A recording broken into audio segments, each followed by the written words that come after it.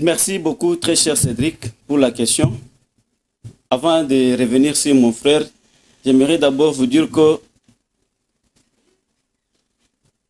moi, en tant qu'analyste, je peux dire avec fierté que la signature de cet accord de paix, c'est un début de paix. Okay. Parce que cet accord marque quand même plusieurs points, notamment les retraits des groupes armés internationaux et nationaux également. La neutralisation de tous ces groupes armés. C'est un point. Je pense que c'est un début. Mais ces débuts, ce sont des solutions, n'est-ce pas, à court et moyen terme. Je ne peux pas me permettre de dire que ce sont des solutions à long terme. Parce que ça, c'est mentir. Pour que ces solutions puissent durer, il faut que le gouvernement de la République puisse bien travailler. Ça veut dire, comme je l'ai toujours dit, mettre en place une armée dissuasive capable de répondre aux éventualités. À ce moment-là, nous serons sûrs que même si il peut y avoir des attaques, parce que nous sommes un pays les plus enviés, parce que nous avons des richesses, je pense que nous serons à mesure de nous défendre. Mais pour ce moment, nous avons évité le pire, parce qu'au moyen de la parole, nous avons réussi à mettre par terre l'arme. Je reviens d'abord, avant de revenir sur mon frère, quand les gens parlent de bradage. Mais ces gens-là, nous avons toujours dit que les minéraux de la RDC, surtout de la partie est de la République démocratique du Congo, ont été toujours bradés et pillés par les ennemis. Au moment où nous sommes en train de réaliser cette émission, je pense que la mine de Rubaya n'est pas contrôlée par le gouvernement de la RDC. Ce sont les rebelles qui exploitent les minéraux et qui les vendent. Qui les contrôle là-bas? Ce sont les mines qui sont bradées. Et lorsque le gouvernement de la RDC prend l'initiative de mettre en valeur ces minéraux-là, et vous verrez les gens qui disent que c'est le bradage. Parce que c'est lui qui a dit que c'est le bradage. C'est un monsieur qui a fait le nom grâce à la guerre. Non, il n'est pas le seul, hein. Il ne faut pas s'acharner à... Je ne m'acharne pas, mais ça, ce sont des faits. Avant la guerre, ce monsieur, il était toujours médecin, il n'a jamais fait un nom. L'hôpital de Panzi qu'il dirigeait n'avait pas de subvention de la communauté internationale. Mais c'est grâce à la guerre, grâce aux mamans qui sont violées, aux filles congolaises qui sont violées, que ce monsieur a eu d'abord à obtenir le prix Nobel et il s'est fait un nom de réparateur des femmes. Donc, le malheur des uns fait le bonheur des autres.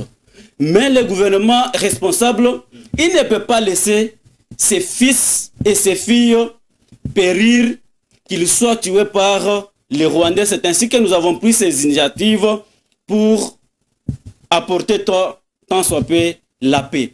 En revenant sur ce que Shadrach disait, il a d'abord commencé par dire que dans sa première intervention, que Etienne Tshisekedi est décédé avec l'idéologie de l'IDPS. Je ne le comprends pas, c'est un kabiliste. Il ne comprend pas ce que c'est l'idéologie de l'IDPS. Parce qu'aujourd'hui, l'idéologie de l'IDPS qui est le peuple d'abord est en marche.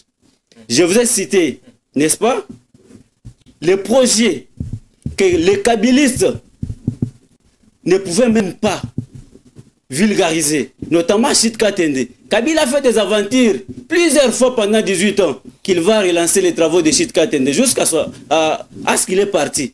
Chitka Tende n'a jamais connu les débuts des travaux. Yinga 3, que nous avons inauguré le début d'ici peu, parce que les financements sont en train d'être organisés. Mais Kabila était là. Il savait que Yinga 3 existe. Il n'a jamais fait les efforts pour ne fût-ce que relancer ces travaux-là. Okay. Il parle, n'est-ce pas? Il dit ici que dans cet accord-là, on est en train de promouvoir le Rwanda, c'est le Rwanda qui a gagné. Mais il oublie, parce qu'il n'a pas lu, je le comprends. toute personne, tout Congolais, tout politicien qui est contre cet accord-là, il faut noter qu'il est soit proche des terroristes du M23, soit il est proche du Rwanda. Parce que dans cet accord-là, il est expressément dit qu'on reconnaît toutes les résolutions régionales et internationales, notamment la résolution des Nations Unies 2273.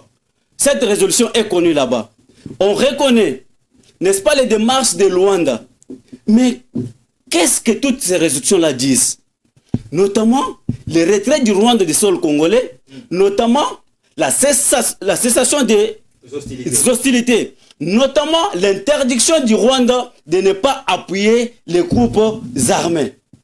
Mais lorsque mon frère n'a pas pris ce temps-là pour lire cet accord-là, et il débute des histoires sur un grand plateau comme ça, que cet accord-là n'est pas mis à la disposition de l'opinion, c'est regrettable.